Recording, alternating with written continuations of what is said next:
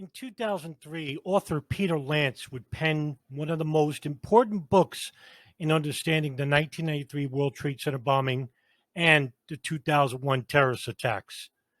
The name of the book is A Thousand Years for Revenge. It comes across as a very lengthy, detailed summary regarding many operatives involved with two of the events. One man in particular, Ahmed Amin Refai, comes to mind as one of the more obscure stories, but probably plays an integral part in both events, indirectly and directly. Ahmed Refai was a naturalized Egyptian citizen who was working as an accountant in the fire department of New York for 25 years.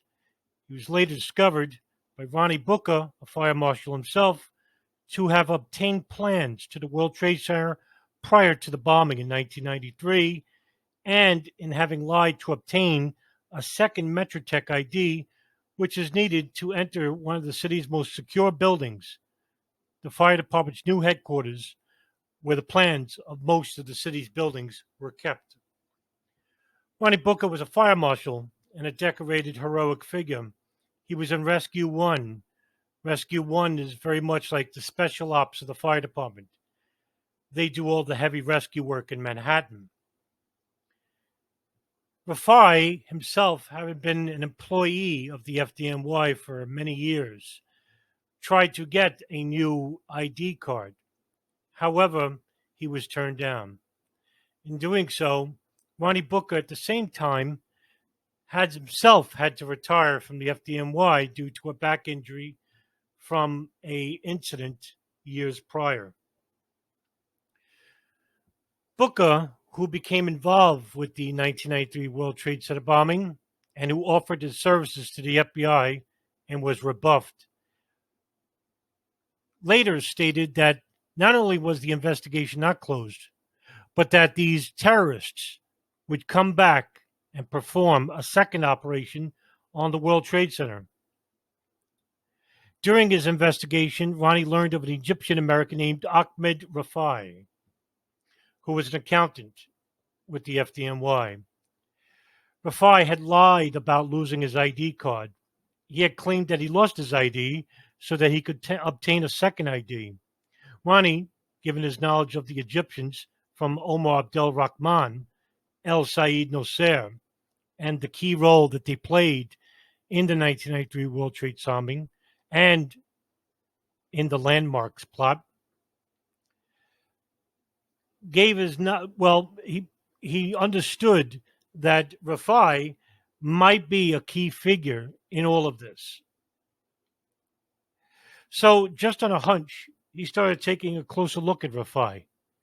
He went down and observed the videotape taking of Refai, which clearly showed he had his ID right there in his back pocket when he was requesting a new one. Although he was supposed to have lost his ID later, video showed him swiping his ID card through the reader and getting into Metrotech. Ronnie Bucca probably wondered why a guy like that would lie. Then they found out that Refai had filed a false report to report the card missing and forged the signature of a fire marshal in doing so. Ronnie suspiciously wondered, why would a guy go to this kind of trouble? What was he after? Refai was interviewed but gave conflicting information. Later on, Refai talked to his boss, Kay Woods, who was then the Deputy Assistant Commissioner, and asked her what kind of employee Refai had been. Woods kind of rolled her eyes and said the guy like that was a ghost employee. He would come in late, take every vacation, would fall asleep at his desk, and make calls to Egypt. He was like a non-entity in the department, so saying he was nostalgic for his old department just didn't make sense. Ronnie asked her if he had done anything else unusual that she had observed. Woods replied that there was a time that Refai got the blueprints, and Ronnie asked, what blueprints? She replied, the blueprints to the World Trade Center. Ronnie was shocked, to say the least. Woods then said that in the early 90s, prior to the bombing, The capital budget unit where she and Refai were located was being renovated. They had some old green filing cabinets where the blueprints of a number of buildings were kept from when the inspection department was in that area. They were throwing them out. She had 2 dumpsters, and they were just tossing them, these old blueprints, away. They were throwing them out. She went to lunch one day and came back to find Refai digging through the dumpsters. She said he had found the blueprints to the World Trade Center. Another marshal also told me Refai also had the blueprints to the bridges and tunnels. But in any event, Kay Wood specifically remembered the World Trade Center blueprints and Refai asking, "Can I have these?" At the time, she thought nothing of it. The first day of the World Trade Center bombing, on February 26, 1993, Refai called in sick. You'll find that a number of these people were given civil employee jobs. El Said Nosser was a janitor in the civil courthouse in Lower Manhattan. Ahmed Abdel Rahman was a U.S. postal worker who was tied to the Sheikh Omar Abdel Rahman. Clement Rodney Hemphiel was a U.S.-born Muslim who worked in a local hospital as a medical technician, who was involved with the landmarks plot.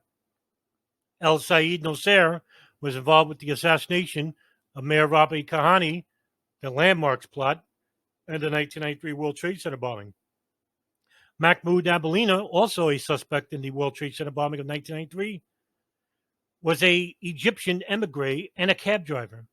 Nidal Ayad, also involved with the 1993 attacks, was a Rutgers University student. Ali Muhammad, who is suspected to be a triple spy involved with Omar Abdel Rahman and Osama bin Laden, was a U.S. Army special operator, trainer.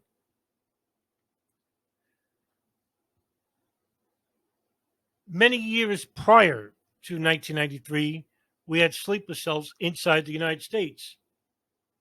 And one must ask, how long had they been here? What else were they planning to do? And were the intelligence agencies involved?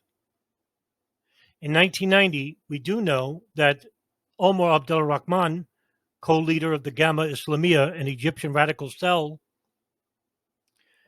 was put on a terrorist watch list at the behest of the SSI, the Security Services of Egypt. Before coming to the United States, he applied for a U.S. visa 3 times at the local U.S. Embassy in Cairo. While there, his applications were being seen by embassy officials, but they weren't embassy officials.